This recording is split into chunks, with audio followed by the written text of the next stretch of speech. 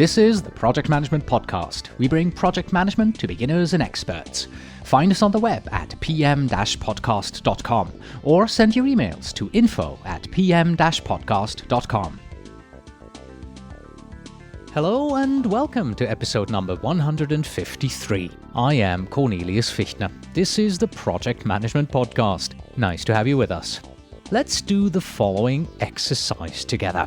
Today, or maybe tomorrow when you get to your office, I want you to take a look at your organization's portfolio or projects. Obviously, the more project management maturity your company has, the more detailed this portfolio will be. However, what you will see in most companies is that the portfolio usually only contains the large, important, or strategic projects. But what about the smaller ones? You know, those 30, 40 projects which individually don't look like much, but when you take them as a whole, they become a sizable chunk.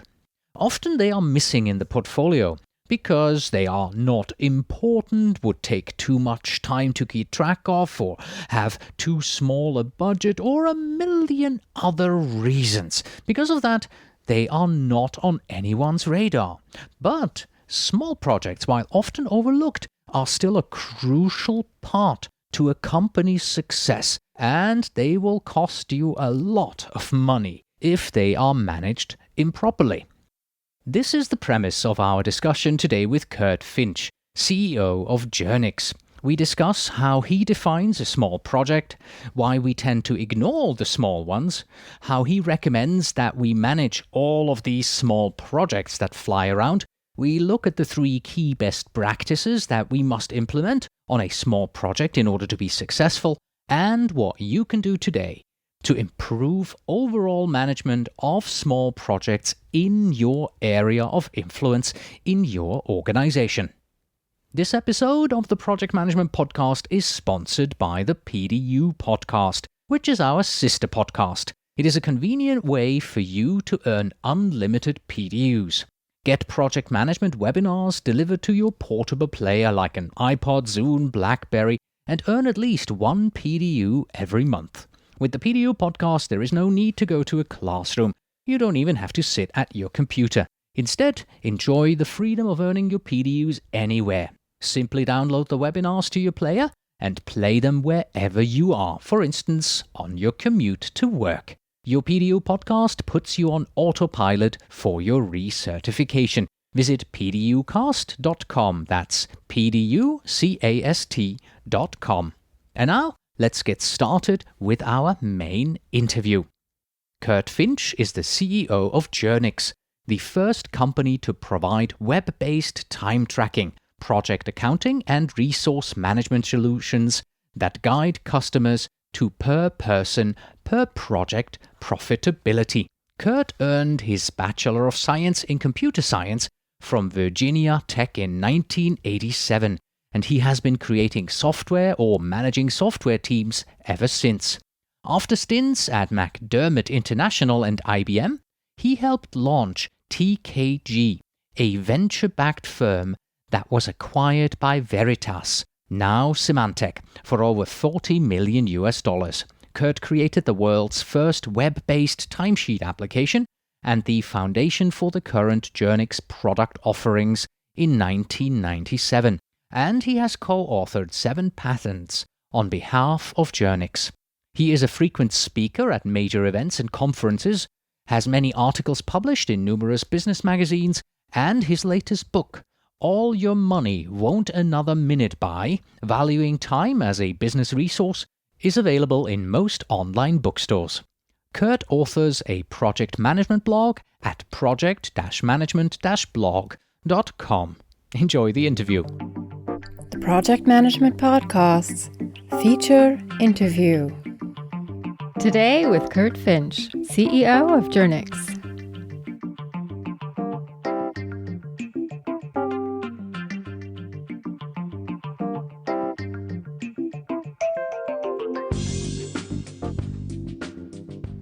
Hello, Kurt, and welcome to the Project Management Podcast.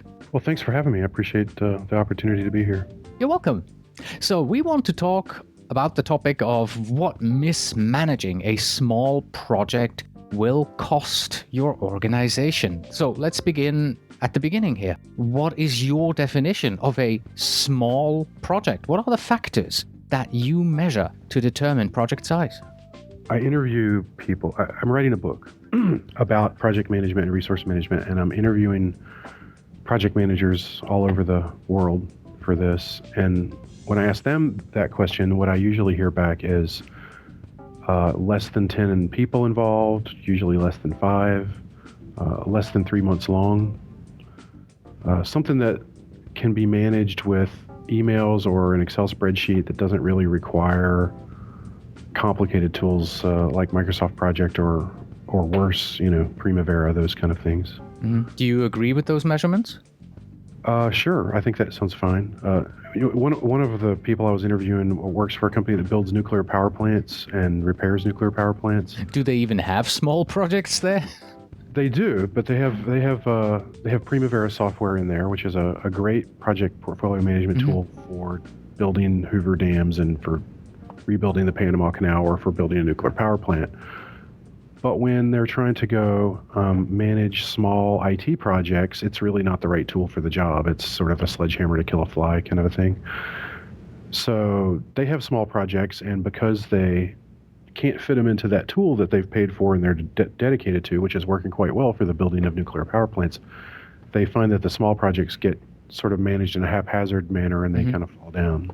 You've pretty much already answered my next question I was going to ask you, because are large projects more important than small ones? Well, they're sort of. I mean, they're larger.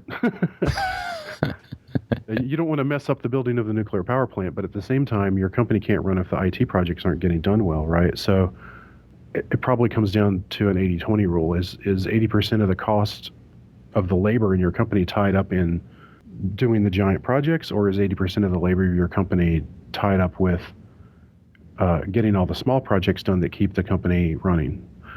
And furthermore, what's strategic? So it could be the case that these large projects are strategic for the company, and they do deserve a little bit more focus and weight. But if you've got 60, 70, 80% of your people working on projects that are not big enough to even be called a project by some definition of the word, there's a good chance that you don't really understand your costs and things aren't being managed well, and that you're having real problems in your organization because of it. Mm-hmm. So why is it then that some organizations somehow just seem to ignore these small projects? Well, I think there's a certain focus that develops, maybe a myopia, I suppose. People get promoted and recognized in organizations for working on the great big thing that has a lot of attention, has a lot of notoriety, and rolling out the next version of the XYZ software package in your IT shop, or working on the next product release of something that's in release version 10.1.6 might not be getting the same level of attention from leadership, from management. I think that's one reason. Companies are, they're groups of people, and people are naturally political, right? Mm-hmm. What's your general recommendation for our listeners here when it comes to managing small projects? Should they just do it the same way as the large ones, just do less of it?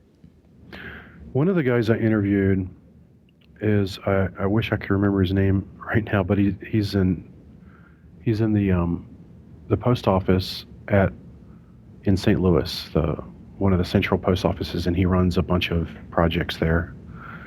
And he said there are 3 kinds of projects: small, medium, and large. Small ones, my tool of choice for managing them is a bulletized list and an email. And mid-sized projects, I use Excel. And for large projects, I use Microsoft Project. And I thought that was a very good response for the scheduling tool to use based on project size. For risk management, for example, if you're building a nuclear power plant, you need to have risk management on the tax climate and the environmental legal climate, and of course all the technology that could go wrong with building your nuclear power plant, which would be very bad. And you have to have risk mitigation strategies and backup risk mitigation strategies for all that stuff, and that makes perfect sense. But if you're doing a 1 month Salesforce.com rollout, that level of risk planning doesn't seem to make any sense anymore. And one of my complaints, I think it's a common complaint about some of the methodologies that you get with PMI or Prince too, is that they don't seem to tweak their methodologies to the size of the project as well as might be appropriate sometimes. So what I hear is customizing, right? Take the methodology that you have and customize it to the appropriate size so that it fits your project. Absolutely. And certain things are probably not going to change much. You need to understand cost. You need to get people to track their time on a per task basis, where a task is a unit of work that comes up with a deliverable. Mm-hmm. And you have to have some kind of risk analysis and mitigation strategy, I think, even for small projects, even if it's on the back of a napkin. So there needs to be something there, but you don't need to use Primavera to manage a 1 month project. Mm-hmm. Mm-hmm. It's just the wrong tool for that. Okay. I have a question for you that goes into a similar direction as your slight critique there to PMI and Prince 2 about, being able to customize and tweak the methodologies. I found this quote here from Project Smart, and they say, applying the best practices to even a small project can be done without creating too much paperwork or overhead. So my question to you is, how is that possible? How can you apply these best practices without creating too much paperwork or overhead? Because so often these methodologies are being confused with forms and templates, and you have to fill this in, and if you don't deliver this template, then you didn't deliver a project. Yeah, you've nailed it. So don't confuse the template with the methodology. Right. So it's necessary to understand costs. It's not necessary to have 100 tasks per project if the project only has 5 or 1,000. Yes. It's necessary to have some kind of risk mitigation strategy, in my opinion. It's not necessary to have one that adheres to some template or form, especially if the project's a 2-week project or a 3-month project, right? Mm-hmm. So another best practice, which is embedded in the software that we sell, which is don't ask people what % done they are with a task, because they'll always say 90% and they'll believe it. I don't know about you, but it always feels like I'm 90% done. Exactly, and the last 10%, they take another 90% of their time to finish. Yeah, it really does. It's like I'm particularly incompetent when it comes to physical things like fixing a cabinet hinge or changing a light bulb. I recently caused $200 of damage to the microwave by trying to change the light bulb. And so the first, I got the little plate off and I figured, okay, I'm pulling the bulb out now. I'm 90% done, right? Well, it turns out that was the first 1%, as I had to call a repairman to after I shorted it. So ask people how many hours or days of remaining work is there to complete this task. That's a better question than what % done are you. That's not something that's a template or a form. It's a best practice for how to find out what's really going to have to happen in order to complete the work. Mm-hmm. Mm-hmm. Whereas the asking the percentage question it's just people's brains don't work that way. It's a bad question. Okay, now let's take the mirror and hold it up in front of our faces, right? Project managers, because if you take a project manager, you give him a large project instantly, best practices, processes, all of this will be implemented, right? There is no question about it. This is a large project. We have to do this. But as soon as we go to the small projects, we tend to forget. So why is it that we project managers often forget that, or often feel free to ignore best practices on small projects? I'm certainly guilty as the next guy of thinking, me too. Thinking that things are easier. You look at it and you're like, well, I've done that sort of thing before. That's easy. But it was easy because maybe you did it right the first time, and now you're about to not do it right. We have a phrase around here at Jernix that I often say, well, that's a 3-line script. That's why they don't let me back in there writing the code anymore, because I tend to underestimate things. And Yes, I had a boss like that once, yeah. yeah, I'm that guy, right? I'm the one that everybody's like, Yeah, he always said, solution to this problem, 1 if and 2 moves. It was in the COBOL. It was in the COBOL days. It was in the COBOL days, yes. I'm old enough to remember the COBOL days. So, your question was, why do we skip these best practices on small projects? I think it's because we either we're focused on the big ones too much, or we think it's easier than it is, and all you have to do is do a junior petite version of some of those processes, but still apply them to all of these small projects, and I think that you'll get a good result. In the absence of doing that, it'll kill you. The little projects can kill you. If you've got 100 people in an engineering organization and you've got lots and lots of projects that they're working on. We did a study with our clients, which we have thousands of, and I got about 350 surveys back, and this was a few years ago. And if you're using our timesheet software for project accounting, what percentage of the time did you find that the projects were broken or in the ditch or otherwise busted? And you've probably heard that Standish report that 70% of IT projects. Well, our customers seem to be doing much better than that. They came back and said, well, 12% of the projects are in the ditch. So that's a lot more believable in my mind than 70%. So that sounds like not too bad. Yeah. Okay, so what percentage of the time were you able to do something about that because you were at least having the basics of having some project cost time data around, so you could at least know a little earlier that the project's in the ditch? So about 55% of that 12%, they could find out that there's a problem and do something about it, add another resource or kill it or whatever. The other 45% of the time, I guess they were just stuck with the projects being broken. But these are lots of small projects. So even that are, apparently these guys were not the 70% people like Standish. They were just the 12% failure people. And they could only fix it a little more than half the time, 55% of the time. But if you think about that, that's giving you 6% of your workforce back, half of 12%, right? Mm-hmm. For 100 people that are paying $100K each, that's $600K a year. Yeah. Well, $600,000 a year, a lot of companies would like to have an extra $600,000 a year right now. That's I wouldn't mind. And our software for 100 people is really, really cheap. It's $10K or $10K or something. So you get your money back in a couple of weeks. It's implementing these processes in a basic way, in a achievable way for the myriad of small projects that you've got going on in your organization is worth a lot of money. And from a moral perspective, it keeps you from having people work on things that are broken and should be killed long after it should have been killed. You don't want them wasting their time and their lives on something that the market's not going to reward them for, right? Yeah.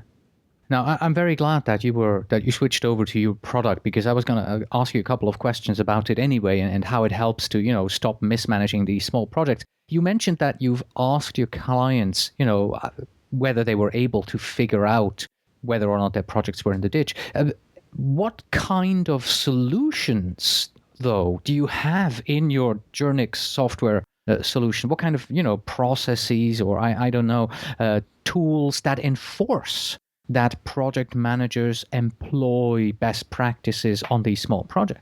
Well, Jernix has 2 products. One's called Timesheet, which is basically, it automates billing and payroll and project accounting and deals with a lot of complexity in that arena. Time accounting can be as complicated as dollar accounting, money accounting. And so we've got that really nailed, and the more complicated, the better. We also introduced last year our Project Execute product, which is built on top of Timesheet and has the resource management and the resource planning capability. It integrates with MS Project and allows you it really enhances and extends MS Project and Excel so that you can manage your projects in those tools, but have a single pane of glass into who's available to work on the next thing. Okay. So the way that it helps with the best practices is The first thing is that it makes it very easy to collect cost data. Understanding the cost of projects and how done people are is critical to good project management, even in an agile or scrum method, which is a group of professionals that are they're very anti-timesheet, right? Mm-hmm. But the reality is that you need to understand the cost of knowledge production, of knowledge work. And that's a best practice so that you can improve estimates for the future, so that you can understand which projects are profitable and which ones aren't. If you've got lots of people working on many of them, it's hard to tell. Another thing that we do, as I mentioned already, was get away from the thinking of percentage done and get to a place where you're thinking about estimate revision. This is going to take another 100. I know I said it was a 50-hour thing, but I'm now finding out it's going to take another 100 hours to finish this task. That's built into the technology, and it flows back in the project, and it'll change your Gantt chart and everything. So those are two examples. And then I guess giving really strong visibility into understanding how done is the project from a both scheduling perspective. I've got all these tasks listed out, but I have people assigned to do the work all the way through. And what does that look like, and who's available? And finding out early if you're going to be under-resourced a month or two from now. So there's a graphical way that it basically gives you very quick feedback on whether or not you have the resources to get this job done, whether you've assigned them to the project, and whether the work is being completed on time too. Yeah. What is the smallest project that you would say makes sense to put into any kind of software, starting at the Journix level? That's a great question. I really think that our technology is kind of designed, because it's built on top of time tracking technology, it wants to have knowledge of everything that the employee is doing with his time. Mm-hmm. or the worker. If he doesn't work for your company, he can still be in the system. It wants to think of a resource as a specific person, not engineer one, but Fred Thompson. And it wants to know when he's going to be on vacation, because it tracks that. And so in our system, I think that we want to know about everything that the person is doing, including the non-project work, because that is relevant to understanding how much time he's going to have available next month to work on project work. If 80% of his time is spent on non-project stuff, keeping the lights on, fixing bugs or whatever, then he's only got 20, you can't allocate him 100% to a project if he's only got 5 hours a week for that, right? Okay. I think we're kind of moving seamlessly here into my next question, and I think you've answered 2/3 of it already.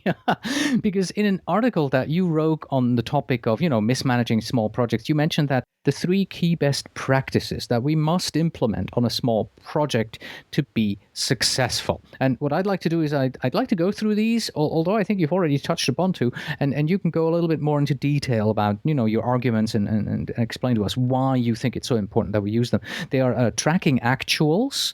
You've already mentioned quite a bit of that, I think, in the previous answer. Understanding resource allocation, and also managing work requests. I think the first 2 you kind of touched upon, maybe, quick revisit there. And then the third one, managing work requests, that I think we haven't touched upon at all yet. So what's your argument here? Why these 3? Well, tracking cost, I believe, is just absolutely critical. The guy who makes your furniture, he knows his cost of production. He knows exactly how much it cost him to build that chair from the materials perspective. Why would it be the case that in producing your podcasts or producing educational materials or writing software that it's okay for us not to know our cost of production? Right. At some point, you're going to run across a competitor that does know his cost of production and you don't, and they're going to kill you. And I've got, in fact, the first chapter of my book that I've got out, which you can go Google me on Amazon and you'll see it, is about an example of that, where somebody just had better time tracking data and put somebody else out of business, basically. On the resource management thing, you need to understand before you take on some little, big, any kind of project, really, do we have the people to get this done, and who's going to do it exactly? And that's a challenge that I think a lot of people are struggling with. and they've bought technologies and they've got Excel spreadsheets and stuff, and they end up doing sneakernet and picking up the phone and calling people all the time, and it's difficult and inefficient and error prone. And the third one is that you mentioned was work request tracking. Most organizations, and Jernix here is no different, we have an infinite demand for our attention, right? What are we going to focus our efforts on for the next 3 months? You can. I worked at IBM, and they introduced this internally built product called RS Plan back in the day, where they basically scoped out how much it was going to take to do all the stuff everybody was asking them to do in a real quick way. And what they found was that they were finishing 1,000 projects 10% of the way instead of finishing 100 projects 100% of the way, right? And shipping nothing. And it was for the AIX releases on the RS6000 back in 20 years ago. So they would say go, and all the coders would start writing software, and then the time's up, and they say, okay, what do we got? Well, that didn't work too well. So when they started saying, okay, we're not going to put anything into the plan unless we know we can complete it, and then we're going to sort by, they basically did a project portfolio management thing. There needs to be some sort of effort like that going on in your company in order for you not to waste lots of time. And what we have in our technology is really simple for allowing you to have projects that are kind of in not yet approved state, and then you say approved, and they can be worked. It's not as complicated as a lot of other tools. That's what we do. All right. So that's the reasons why we need to track the actuals, understanding resource allocations, and manage our work requests. Here's my final question for you, Kurt. Let's say a project manager who's listening to this interview, managing an ongoing small project that has just seen the light, so to speak, and realized, I am lacking these best practices on my project. It's probably not possible for them to go out and just implement all three of them right away. And we're going to have to, go for the low-hanging fruit. So, which of these three would you implement first, and why?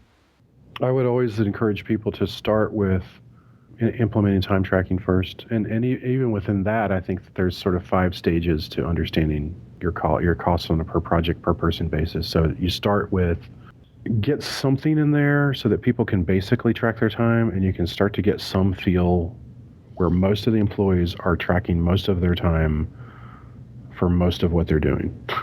And even just that basic thing will force some change in your organization. For example, in order to set up the system, you'll have to say, what's my list of projects that I want to track time against? And you'll end up having knockdown, drag-out arguments with other people in the company on just the definition of the list of projects, because you may call it the IBM project, and I may call it the 2 or 3 different projects that so we're not thinking in the same terms about even what the definition of a project is. There's a lot of organizations that have that level of project management maturity where they don't even really have a list of the things that they're working on that everybody agrees on at the canonical list. And see if you can get that part done first, because people hate tracking their time. But it's incredibly... Yeah, tell me about it. It's incredibly valuable data. And the biggest reason that people hate tracking their time is that nobody told them why.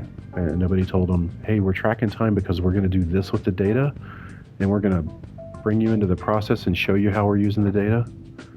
And it's going to make our company more successful. And but like any human event system, whether it's Salesforce.com or Jernix's products or any system that people have to enter data, the Achilles heel of all those systems is that people hate to enter the data. So you have to get a system in place that makes it as easy as possible, right? Mm-hmm. All right, perfect. Thank you very much, Kurt. I appreciate your time today. Oh, sure. I've been thrilled to be here. Thanks for having me. And that was our interview with Kurt Finch on what mismanaging small projects will cost you. That's it for today. Thank you very much for listening. As always, you can find us on the web at pm-podcast.com. If you are a project manager who wants to become a PMP, then the easiest way to do so is with our sister podcast, the PM Prepcast, and study for the exam by watching over 38 hours of video training from pmprepcast.com. Please send your emails to info@pm-podcast.com, and when you write, please tell me where in the world you are writing from. And finally, we have this. Actions speak louder than status reports. Until next time.